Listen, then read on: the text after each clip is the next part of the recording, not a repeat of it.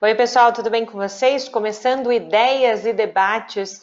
Hoje aqui na Rede Alesp, o nosso tema por aqui é pesquisa orientada à missão e eu tenho dois super convidados que vão nos ajudar a entender também esse termo e como então a nossa comunidade científica e como nós estamos produzindo essa pesquisa orientada à missão e como também isso tem acontecido no mundo. Comigo aqui, Ana Marisa Chuduzinski Tavazzi, diretora do Centro de Desenvolvimento e Inovação do Instituto Butantan. Tudo bem, doutora? Tudo bom? Prazer conversar com você. O prazer é meu, viu? E também com a gente aqui, Luiz Eugênio Melo, diretor científico da FAPESP. Um prazer tê-lo novamente aqui na Rede Alesp, professor. Prazer é meu, obrigado pelo convite. E eu abri justamente o Ideias e Debates com o nosso tema principal, que é essa questão da pesquisa orientada à missão. Professor, eu começo com o senhor, porque talvez as pessoas não entendam esse termo. Então, a gente pode começar a nossa conversa, o senhor explicando, né, de um modo mais rápido, o que seria essa pesquisa orientada à missão? Claro. Eu acho que tem duas maneiras, duas categorias principais de pesquisa, a gente pode dizer. Uma é a pesquisa para gerar conhecimento, é o que a gente chama de pesquisa pela curiosidade. E em contraposição, ou do outro lado, a gente tem essa pesquisa voltada para uma missão, ela tem um objetivo claro. Uma missão bem clara era colocar o ser humano na Lua. E então esse projeto era um projeto com uma missão muito objetiva. Tem um outro projeto que as pessoas hoje talvez nem se deem conta, mas foi o projeto para desenvolver a penicilina. Esse projeto foi um projeto muito orientado para uma missão. Na prática, a penicilina já tinha sido descrita, um cientista já tinha feito toda a caracterização, mas a aplicação, o uso da penicilina não tinha sido caracterizado. Então, um cientista descreveu a penicilina e outros dois cientistas apresentaram o uso da penicilina, e que foi um esforço de guerra. Na Segunda Guerra Mundial, os alemães tinham a sulfa, e isso tratava diversas infecções, e os aliados não tinham nada para tratar as infecções que eram muito frequentes. Foi um esforço de guerra que caracterizou a penicilina, uma pesquisa voltada para uma missão. Perfeito.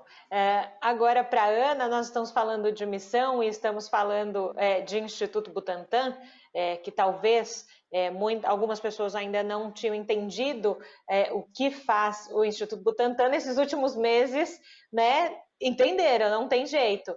Mas talvez para quem ainda está escutando a primeira vez sobre o Instituto Butantan fora das questões Covid-19, qual que é a missão então do Instituto Butantan, Ana?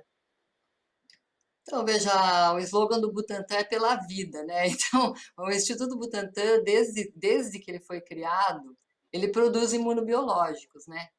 Ele é muito conhecido por todos os temas relacionados a venenos, envenenamentos, todos os estudos. O Butantan é um dos institutos que mais publica, né, nessa área, mais conhece dessa área, mas também, paralelamente a isso, o Butantan sempre produziu imunobiológicos, né?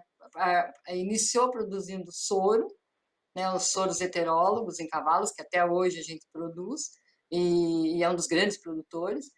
E agora ficou muito claro para o mundo todo, né, o papel do Butantan em vacinas.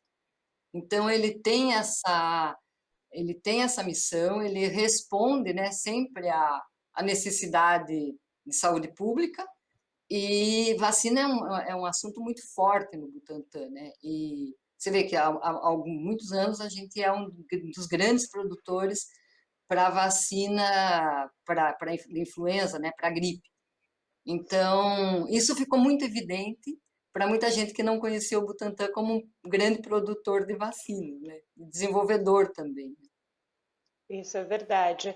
E se cada instituição tem a sua missão, né, como a gente abriu dizendo aqui, para que essa missão tenha uma eficácia e consiga, né, transportar para a sociedade tantos benefícios, ela precisa de financiamento, não é, professor? E também um dos papéis principais da FAPESP é dar esse suporte também aos pesquisadores, a essas instituições, para que realizem essas pesquisas. A gente fala muito da Covid-19, mas não só nesse âmbito a FAPESP ajuda. Então, assim, como agência de fomento e como a FAPESP e as agências de fomento são pontos centrais também nessas missões. Evidentemente, a FAPESP, ela pesquisa, como eu já tinha indicado, tanto a pesquisa pela curiosidade, pela busca do conhecimento, como a pesquisa voltada para uma missão. O exemplo que eu usei foi o exemplo do antibiótico, da penicilina especificamente. Os nomes das pessoas envolvidas ali é Florey, e os outros dois são Fleming, que é o mais conhecido, e o Chain. O Fleming foi quem primeiro observou as propriedades do antibiótico, mas foi o Chain e o Florey quem desenvolveram essas propriedades em alguma coisa útil, que é o que a gente tem hoje. A FAPESP, ela tem um boletim diário. No nosso boletim de hoje, tem uma matéria da Karina Toledo falando de um novo composto que combate fungos. Então, um composto antifúngico. E ele foi descoberto por pesquisadores brasileiros e norte-americanos em bactérias que habitam ninhos de formiga. Uma formiga de um tipo que é conhecido como Actine. E esse tipo de formiga é a formiga saúva, por exemplo, as formigas cortadeiras. Essa substância, esse antifúngico, foi denominado de actinomicina e ele se mostrou capaz de combater doenças em mamíferos, nesse caso em animais de laboratório. Então, aqui os pesquisadores não estavam querendo descobrir um novo antifúngico, eles estavam querendo caracterizar que compostos existem, qual a interação com diferentes micro-organismos nessa colônia de formigas. E o que eles, por acaso, descobriram é um produto que tem um potencial para ser usado como antifúngico. É, de novo, um exemplo de uma pesquisa baseada na curiosidade, na busca pelo conhecimento, gerando uma potencial aplicação. A se verificar se de fato a gente vai ter aplicação. É muito difícil a gente definir a priori o que vai acontecer com uma pesquisa nesses casos, mas gerar conhecimento é fundamental. Nós temos que saber, por exemplo, como é que o nosso planeta vai se comportar à medida que a temperatura desse nosso planeta aumenta. E as previsões são sempre muito catastróficas e muito preocupantes, e por isso a gente consegue antecipar o problema e, eventualmente, se preparar, cortar emissões de carbono e assim vai. De novo, são esferas que estão na geração de conhecimento fundamental, que nos permitem depois, ao nos apropriarmos desse conhecimento, gerar ações que nos permitam ou ter um antifúngico novo, ou combater o aquecimento global, ou o que quer que seja. E olha que dado interessante, né? Unindo o FAPESP e Instituto Butantan, já que temos representantes desses dois órgãos. Desde 1962, a FAPESP já apoiou 1.134 pesquisas no Instituto Butantan, né? Como o professor Luiz disse, é preciso, claro, também essa questão do financiamento para as pesquisas andarem, as questões andarem, mas é uma confiança mútua, né? Eu vejo assim, o reconhecimento de um também é um reconhecimento de outro. E isso fortalece a nossa comunidade científica. Sim, veja... Não tenho dúvida. Desculpa, Luiz.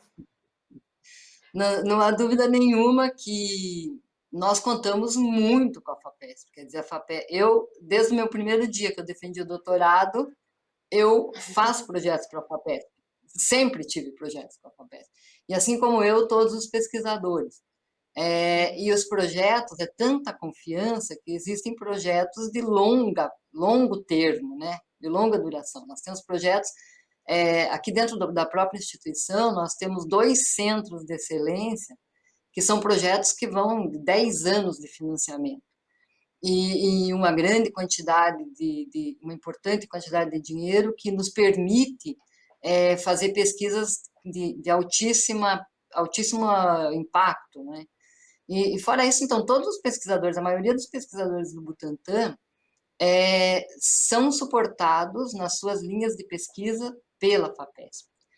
Hoje as coisas estão ficando, inclusive, maiores, né? Esse entendimento da missão, né? do financiamento pela missão, a FAPESP tem colaborado, inclusive com projetos muito grandes, justamente que tem a ver com essa missão de imunobiológico do Butantan, e são vários os exemplos que a gente pode citar.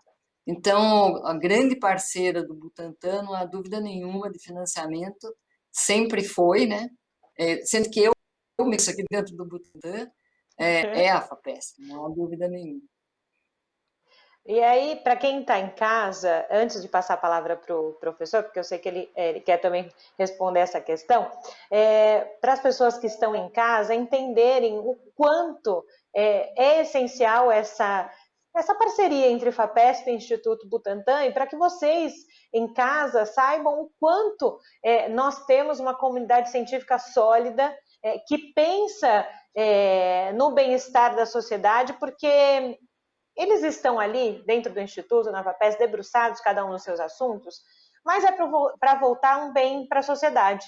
Eu não podia deixar de ter essa fala antes do senhor também responder essa questão que eu levantei antes, professor.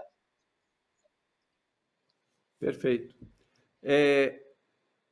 A FAPESP financia, eu me lembro, eu cheguei a trabalhar na FAPESP algumas décadas atrás, e a FAPESP, o Butantan se notabiliza por trabalhar com espécies que têm venenos, que têm toxinas, que têm peçonha, e frequentemente as pessoas associam o Butantan ao que a gente chama de cobra, mas que mais corretamente seria chamado de serpente.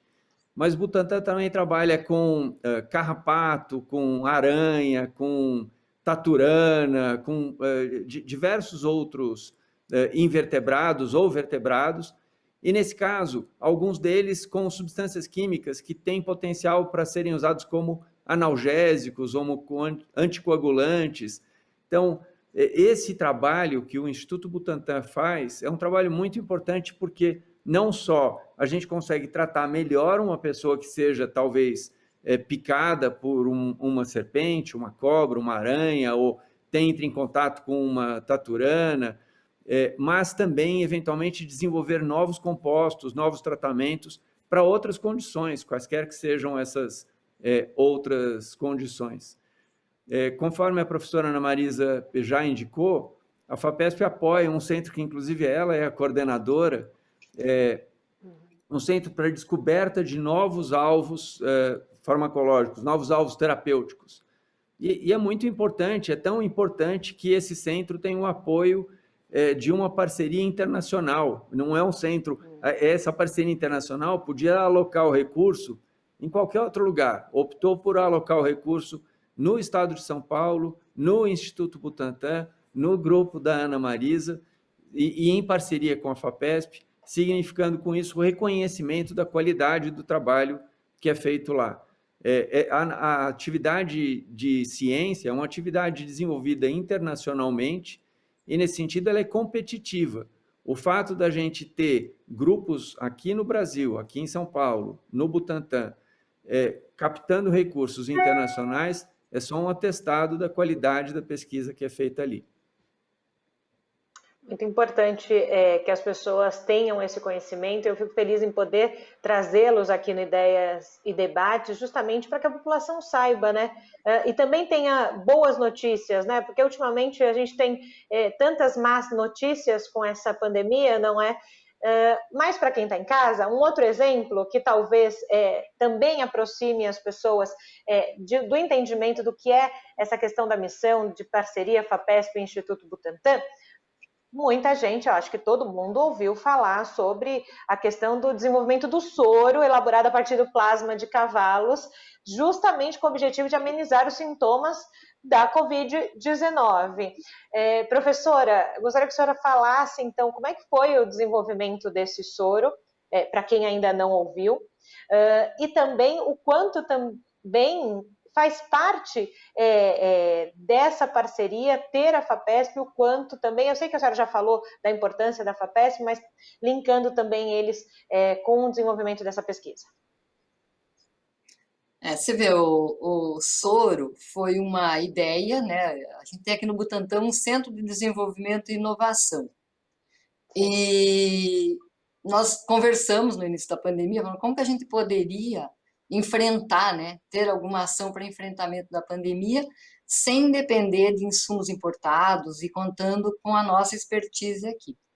Eu acho que vale a pena pontuar, né, que você consegue dar uma resposta rápida se você tiver expertise, né, o capital humano é fundamental, não há como fazer sem capital humano, e infraestrutura pronta. Aí você consegue efetivamente dar uma resposta rápida.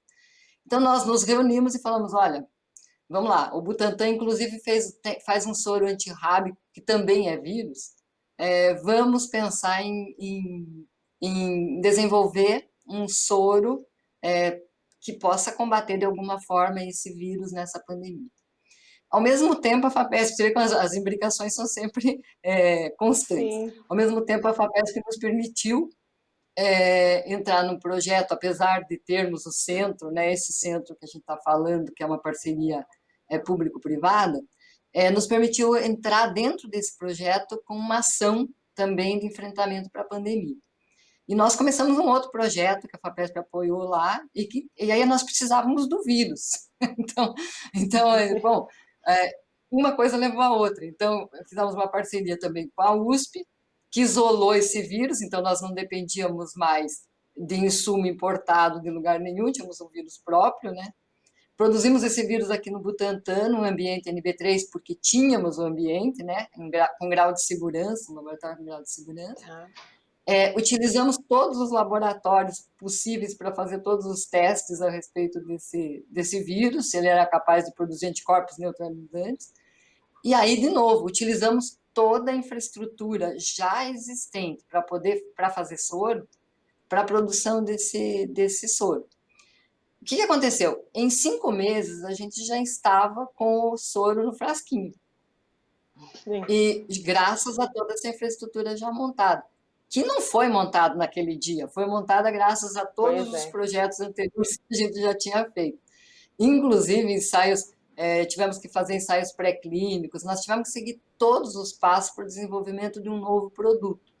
E claro que graças todo mundo colocou seus projetos à disposição, inclusive, para poder desenvolver isso. Bom, hoje, em menos de um ano, nós temos um novo produto, né? Ampolado, tudo foi feito, a Anvisa, a documentação foi toda para a Anvisa, a Anvisa já está nos últimos trâmites aí para iniciar o ensaio clínico, e aí vem de novo toda uma parceria aí com a FAPESP em todo esse processo inteiro, né? É o processo inteiro. Sim. Então, existe uma verba fundamental da instituição, a Fundação Butantan entende esse projeto como projeto institucional na missão, né? Na missão. E a FAPESP está apoiando isso de várias formas também. Porque às vezes você pensa que o projeto inteiro tem que ser financiado por uma instituição, e não é bem assim, né? São pedaços dos projetos que vão sendo financiados também e se constrói um projeto final com isso. Então, o que eu entendo de tudo isso nós conseguimos dar uma resposta muito rápida, graças a uma expertise aqui existente, mas também graças a toda uma infraestrutura e uma possibilidade de ter um financiamento garantido, né? Tanto da FAPESP quanto da própria Fundação Butantan. E nessa fala da professor Luiz, justamente traz uma questão que talvez as pessoas possam não ter identificado. Começou, e hoje ter a possibilidade do soro, né, que a gente está falando para a Covid, já no frasco, não é questão de agora, é devido a muitas outras intervenções que foram feitas anos atrás. Isso significa, professor, que a ciência ela é contínua e ela precisa desse financiamento contínuo.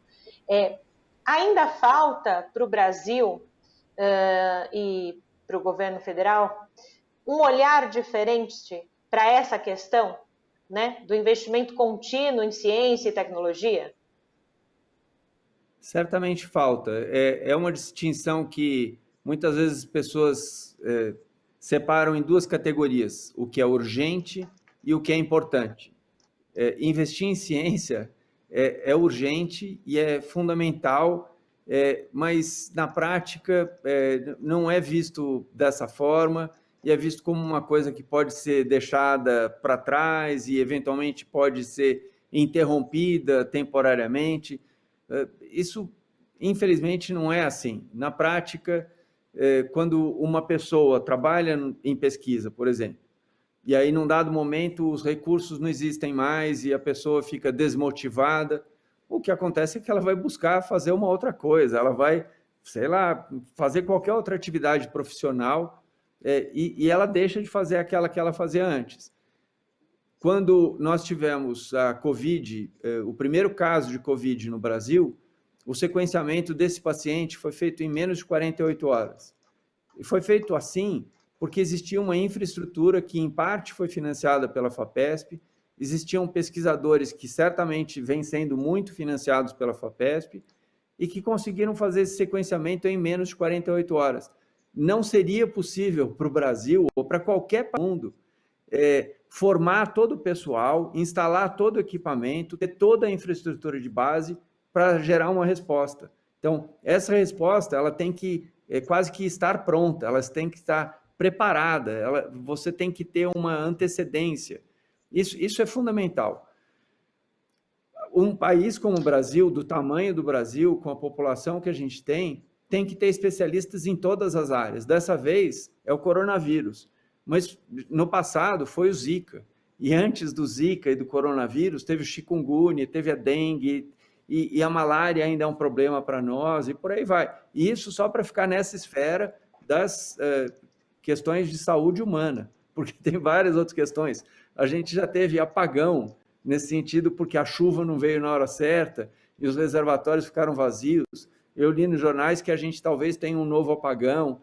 Se não tivermos um apagão, é porque a experiência anterior permitiu a gente se preparar e agora a gente tem as termoelétricas que podem gerar energia a um custo maior, é verdade, mas tudo isso é conhecimento que tem que ser gerado, é entendimento das condições climáticas, saúde, do país onde a gente vive, da região onde a gente vive e das interrelações com o planeta. No caso de chikungunya, ele não surgiu aqui primeiro. Isso daí veio do Sudeste Asiático e passou pela Polinésia e acabou chegando aqui. A dengue, eu acho que teve um outro caso. A dengue veio quando escravos foram trazidos para cá, né? Seres humanos trazidos escravizados, sim, e a dengue veio para cá. Então, as doenças, elas circulam no planeta, o planeta é um só, e as pessoas se conectam e se contatam. A Covid é a mesma coisa, ela veio de outros países para cá, o primeiro paciente que chegou aqui veio da Itália. Então, o país tem que estar preparado e essa preparação é uma preparação de longo prazo. Cabe a instituições como a FAPESP buscar, junto com a comunidade científica, mapear onde estão os problemas e o que são as oportunidades também. Porque essa epidemia é trágica, morreram já mais de 400 mil pessoas, mas ela também nos dá a oportunidade de valorizar instituições como o Butantan ou várias outras, dá a oportunidade de se valorizar a ciência. No começo da pandemia, as pessoas falavam que ia demorar 4 anos, 5 anos para a gente ter uma vacina. Em menos de um ano, a gente tem várias vacinas, quase 10. Isso é notável. Isso não aconteceu num passe de mágica. Isso é muita ciência e é muito investimento. Tem vacinas novas que nunca tinham sido usadas no mundo e estão sendo usadas pela primeira vez. Esses meios de telecomunicações, nós estamos fazendo essa entrevista agora por videoconferência. Antigamente, nós teríamos nos deslocado até provavelmente a LESP, num estúdio de televisão, para fazer essa gravação. Então, tudo isso é tecnologia que está envolvida e é o desenvolvimento de tecnologia que se acelerou em função da pandemia. Para a FAPESP é fundamental estar antenado e para a FAPESP é fundamental ter o apoio da Assembleia Legislativa, da população do Estado de São Paulo, porque, no fim, o dinheiro da FAPESP é 1% dos tributos arrecadados no estado de São Paulo. Esse 1%, quando cada pessoa pede a notinha fiscal, é fundamental, porque é isso que mantém a FAPESP e é isso que permite a FAPESP manter a atividade de pesquisa e fazer um diferencial.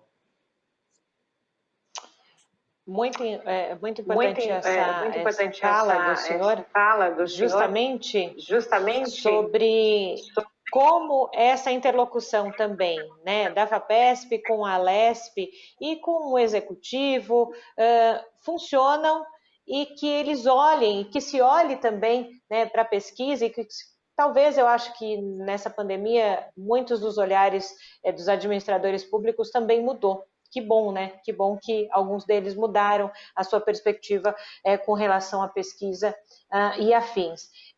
Professora, a gente está falando dessa parceria, do quanto são importantes as agências de fomento, do quanto é importante o Instituto Butantan. A gente está falando também de importância para a sociedade brasileira e para a comunidade científica, mas hoje qual que é o olhar, qual é a análise que a senhora faz do olhar da comunidade científica internacional para a nossa? E, em especial, também, nesse momento, para o Instituto Butantan, com justamente a vacina, primeiro a Coronavac, depois, dando tudo certo, a Butanvac? Então, como eu te falei, a comunidade internacional conhecia sempre muito o Butantan por conta de venenos e estudos com venenos. Eu acho que esse momento o Butantan se abre para o mundo como um player, né? É diferente. Veja a oportunidade, como a gente diz, a pandemia tem muitas coisas ruins, mas gerou uma oportunidade mesmo do Butantan se posicionar como um player nessa área de imunobiológico. Muito recentemente, o Butantan foi já pré-qualificado pela WHO também, né, em relação à vacina da gripe. Então, o Butantan vai poder exportar, né, a vacina da gripe, o que ele produz também como excedente, ele vai poder exportar. E isso abre para várias outras coisas. Então, veja, é uma grande oportunidade. Eu entendo que nós ouvimos tanta confusão, né, que foi em relação a essas vacinas todas, mas não há dúvida nenhuma de que o Butantan se posicionou de uma forma muito corajosa, e o fruto disso é claramente ele estar hoje aparecendo como um player mundial. E o que nós precisamos nos preocupar? Efetivamente em ter toda a infraestrutura para poder responder a isso, né? Porque desde que eu assumi esse meu posto aqui nesse centro de inovação, eu entendo que vírus é uma grande bandeira para a instituição, né? Então, fazer toda uma parte... Nós estruturamos, nos últimos 4 anos, a gente estruturou muita coisa aqui, que não tinha nem nada a ver com a pandemia, mas pela missão, né? Estruturou muito essa parte toda de pesquisa e desenvolvimento com vírus. E agora foi muito bom ter feito tudo isso antes para poder assumir agora essa posição, né? Então, eu acho que o que fica para o Butantan é a abertura como um player, mais um player, e, se for possível, um grande player na produção de vacinas e imunobiológicos. Nós estamos falando aqui sobre essas pesquisas orientadas à missão e, professor, por um outro lado, né, a gente sabe o quanto vocês já falaram da importância dessas pesquisas orientadas a um determinado assunto. Em contrapartida, as pesquisas básicas, né, elas tendem a alguma possibilidade de elas receberem menos apoio daqui para frente, porque justamente elas não são efetivamente orientadas por uma missão específica, ou não existe isso no mundo científico? É preciso os dois lados. Os dois lados são fundamentais. Na prática, se eu estou falando de um bolo só, um conjunto de recursos, e eu alocar um pouco mais de recursos para alguma coisa, eu vou não alocar um tanto que eu alocava antes para alguma outra coisa. Isso é do jogo. Tá. Agora, se a FAPESP não financiar a pesquisa fundamental, se a FAPESP não financiar essa pesquisa voltada à curiosidade, ninguém mais vai financiar. A pesquisa voltada para uma missão, várias instituições podem financiar, inclusive instituições filantrópicas, que frequentemente dedicam recursos expressivos para diferentes missões, por exemplo, educação. Existe um grupo chamado Todos pela Educação, em paralelo surgiu um outro grupo chamado Todos pela Saúde, mas todos esses trabalham com pesquisa voltada à missão. Então, a pesquisa voltada à missão tem vários pais e várias mães. A pesquisa Sim. voltada à curiosidade tem muito poucos pais e muito poucas mães. A FAPESP tem que atuar fortemente nessa área e tem lançado iniciativas importantes nesse sentido. Então, para a FAPESP, esse é um tópico que nós não abrimos mão. Por outro lado, evidentemente, a gente tem que entender o mundo onde a gente vive, os problemas que a gente vive e buscar também trabalhar para ter pesquisas orientadas à missão. Então, eu diria que existe um reposicionamento da FAPESP, mas sem esquecer e sem abandonar a pesquisa voltada à curiosidade, à busca do conhecimento por si só. Eu mesmo fiz pesquisas com toxinas, nesse caso com toxinas do veneno da cascavel, e que tem neurotoxinas, e a ideia ali era tentar caracterizar algum potencial farmacológico, ou tentar entender algum instrumento neuroquímico para a gente fazer lesões. Mas é uma pesquisa fundamental que certamente contribuiu para a minha formação e talvez poderia ter gerado alguma aplicação. Nesse caso específico, não gerou aplicação, mas é da natureza do desenvolvimento científico. Se nós não produzirmos conhecimento fundamental, nós não vamos avançar. Tem uma piadinha que é ótima, é um cartoon, uma charge, e é um sujeito que está inventando a roda, lá na Idade da Pedra, né? Em algum momento, alguma pessoa inventou a roda. E aí está lá ele fazendo a roda, e tem dois amigos dele que estão fazendo força para arrastar um mamute ou qualquer coisa, e eles estão falando assim, larga de fazer bobagem, coisa inútil, vem aqui ajudar a gente com esse trabalho. O que o cara tinha acabado de inventar era a roda, que faria o trabalho muito mais fácil, mais simples, mas naquele momento os outros não percebiam a utilidade daquilo. Então, de forma geral, o desenvolvimento do conhecimento é assim. Primeiro você descobre as coisas e depois você descobre a aplicação das coisas. Micro-ondas foi isso. A gente tem micro-ondas em casa e esquenta as coisas. Isso foi uma descoberta por acaso. Um sujeito que andava perto de fontes de emissão de micro-ondas percebeu que o chocolate dele derretia no bolso. E isso permitiu o desenvolvimento tecnológico que gera hoje micro-ondas na casa das pessoas. É isso, conhecimento é por acaso, na imensa maioria das vezes, e depois você refina para fazer a aplicação. A gente precisa das duas áreas. O senhor deu esse exemplo, né? E aí me vem à cabeça também que essa questão de inovação, muitas vezes as pessoas acham que inovar é fazer algo muito diferente, muito fora da curva, né? E às vezes é você pegar o chocolate que derreteu no bolso e pensar o que aconteceu para que ele derretesse no meu bolso, né? Na verdade, é você questionar aquilo que você está vendo, não é, professora? Eu imagino que também o Instituto Butantan tenha todo esse debruçar em cima, e como a senhora falou, né, existe um departamento justamente de se pensar essa inovação da qual a senhora faz parte. Então, inovar é sempre conseguir fazer uma coisa melhor de alguma forma, né? Apresentar uma forma de alguma forma melhor. Obviamente que nós temos toda essa pesquisa aplicada aqui no Butantan, mas a gente não deixa de ter toda uma pesquisa básica. Não existe, não tem como você fazer um projeto de inovação e um produto se você não tiver uma pesquisa básica atrás. Ela pode até ser orientada de alguma forma, mas ela é uma pesquisa básica. Então, mesmo esse centro que nós falamos no início, né, que é para alvos moleculares, trata-se de uma pesquisa muito básica, que você vai descobrir um alvo molecular e, a partir dele, você vai encaminhar para um desenvolvimento de um novo produto, né? Então, não há como não ter pesquisa básica. Por outro lado, inovação é o que você está dizendo, quer dizer assim, pense que o soro é alguma coisa que a gente faz há 120 anos. E daí, o que seria isso de inovação? Mas teve muita coisa que aconteceu de inovação aí.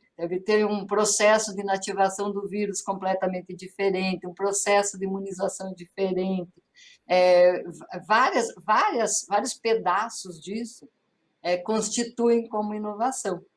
A mesma coisa, não é porque nós estamos produzindo uma vacina, né, que já veio com uma tecnologia implementada, que nós não estamos estudando basicamente novas vacinas com uma base totalmente inovadora, né?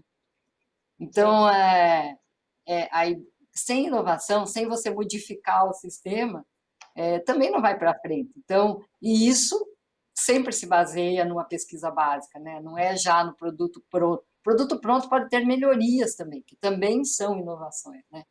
Então, aqui no Butantan, a gente constantemente busca melhorar coisas, melhora processo, tenta melhorar o produto, tenta melhorar a plataforma, tenta melhorar a infraestrutura. Então, sempre está preocupado em atingir um patamar melhor para responder melhor. Então, temos desde inovação incremental a inovação radical, que significa desde uma melhoria até alguma coisa que nunca foi feita antes, né?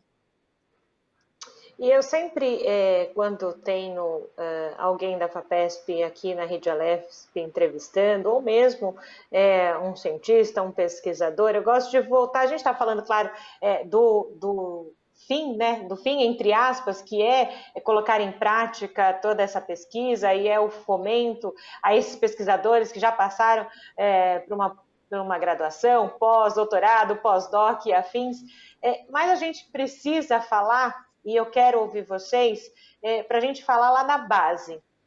Uma criança é sempre curiosa, não é, professores?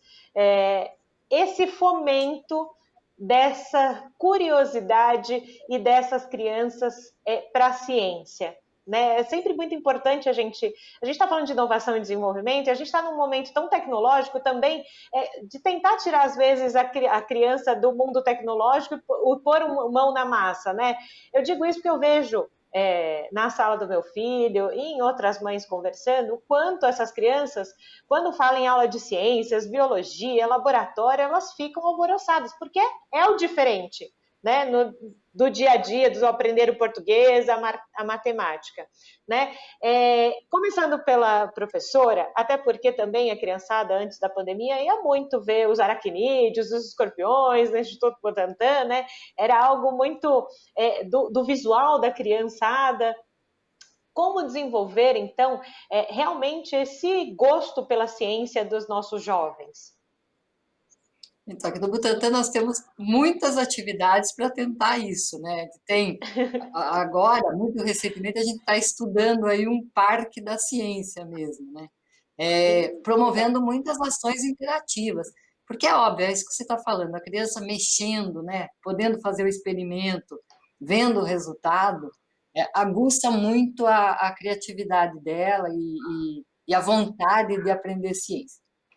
Fora isso, nós temos vários programas aqui no Butantan, né? Vários programas tem muitos cursos, tem metodologias, né? Disciplinas que a gente dá de uma forma invertida. Então, primeiro você aprende a matéria, depois você vem discutir aqui sobre aquilo com os especialistas, muito estágio. Então, veja, o Butantan ele vai desde do bebezinho até Sim. os pesquisadores mesmo que vêm aqui e gostam dos programas que a gente faz. Eu não tenho dúvida nenhuma que você tem que formar, né? Você tem que oferecer, mas também você tem que formar. Então, nós aqui, inclusive nós estamos assim com alguns programas nas universidades, até como programa de difusão, oferecendo disciplinas, né, de empreendedorismo e inovação, fazendo a pessoa entrar nesse mundo do empreendedorismo, da inovação. E o Instituto mesmo, ele faz essa parte mais lúdica, né, de receber as escolas, receber o público, Na pandemia não deu para fazer isso, mas nós estamos nos preparando para o momento que abriu a porta, as pessoas têm muitas atividades aqui. O nosso interesse é que as pessoas gostem de ciência, né? Gostem, que depois venham venham aqui e participem, né, também. É isso mesmo, professor. O Brasil se caracteriza, assim, o mais famoso que a gente tem no mundo externo é o futebol. E por que a gente tem um futebol famoso? Porque todo mundo vê jogadores de futebol e eu diria em qualquer lugar, qualquer criança vai jogar futebol. A gente, ainda que tenha perdido de 7-1, né? A gente se notabiliza tanto no masculino como no feminino. A Marta foi eleita a melhor jogadora várias vezes. A gente podia ter a mesma coisa com a ciência. A gente podia ter um contingente enorme de crianças querendo ser cientista, inspirados em profissionais bem-sucedidos, inspirados em um movimento que está bem presente agora em função da pandemia. Então, de novo, a pandemia é uma coisa muito ruim, tem vários efeitos nocivos.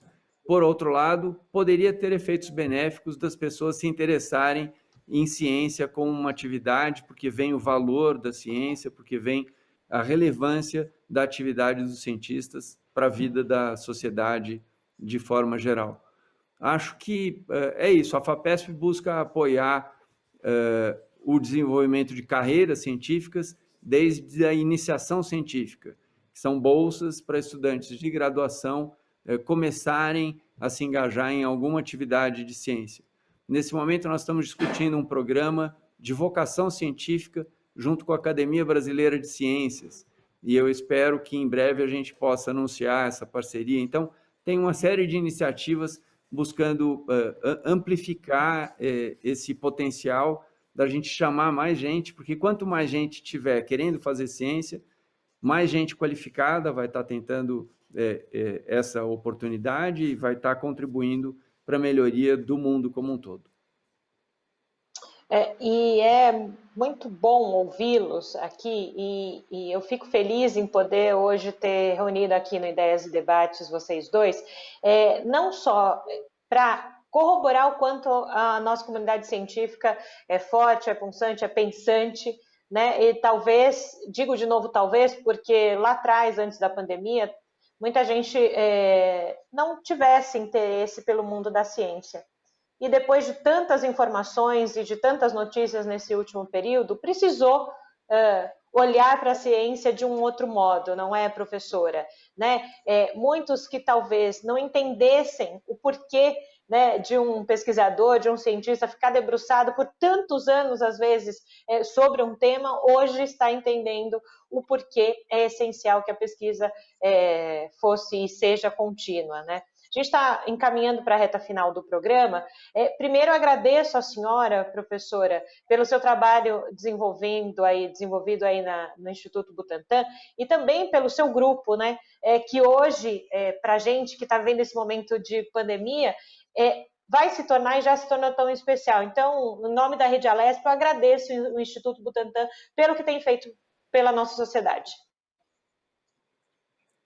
Eu agradeço a oportunidade e, claro, nenhum trabalho é feito por uma única pessoa, de forma alguma. Tudo que nós fazemos envolve muita gente e a pandemia foi uma oportunidade de trabalhar com muita gente que, olha, eu estou no Butantan há muitos anos.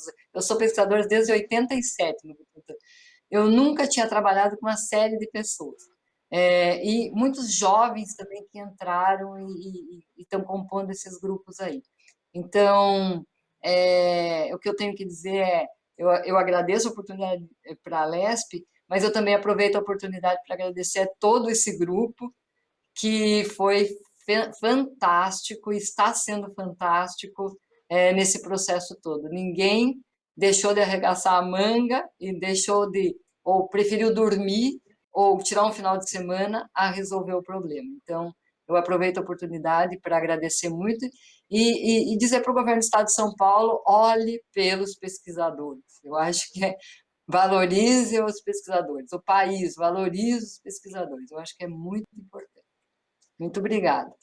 E agradeço a FAPESP pelo apoio, né, que tem nos dado.